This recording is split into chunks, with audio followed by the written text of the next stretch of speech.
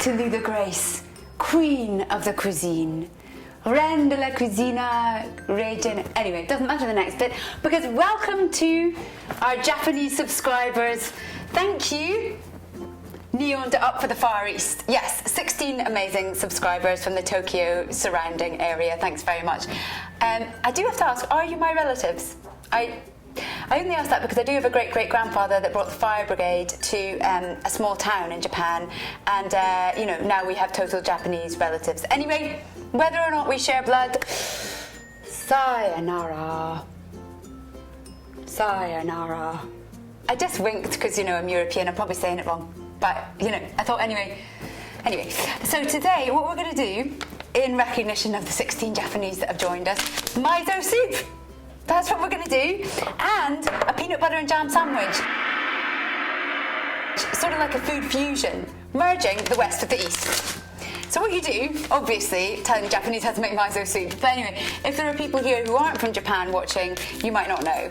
So you just take a nice little packet of this miso soup with soybean stuff mixed in, pop it in there, boil your kettle, pour it on. There you go, that's the first bit. Second bit is you make a really nice peanut butter and jam sandwich. And, it does take quite a lot of arm work to get this in. Oh, I should have mixed this beforehand. Anyway, I really think I probably need to mix this. You probably don't want to watch this bit. This is the kind of problems, though, we do have in the West. I mean, honestly, this is sort of a normal Western problem that you probably don't get in the East. So maybe you do want to see how difficult it is when you open a brand new jar of peanut butter. You can't just spread immediately. No. It's all mixed up. You have to get it mixed up there. Now, it is important to note whether you like smooth or crunchy peanut butter. This is crunchy, because that's what I prefer. Anyway, it looks a bit weird. Don't be worried about that. Spread it on, nice and flat. Obviously, it's not that flat, because you've got the bits of the peanuts. And then the next very important thing about peanut butter and jam sandwich is the jam. I always take French jam, of course. Il n'y a pas une autre confiture. C'est la seule, et ben voilà. I'm so happy you're here, Japan.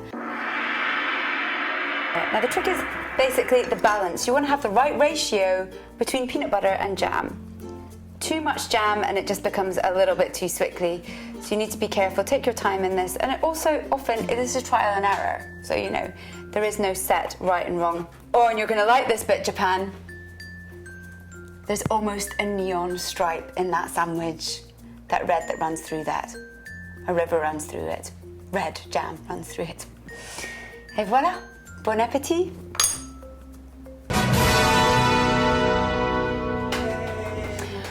What do you think, darling?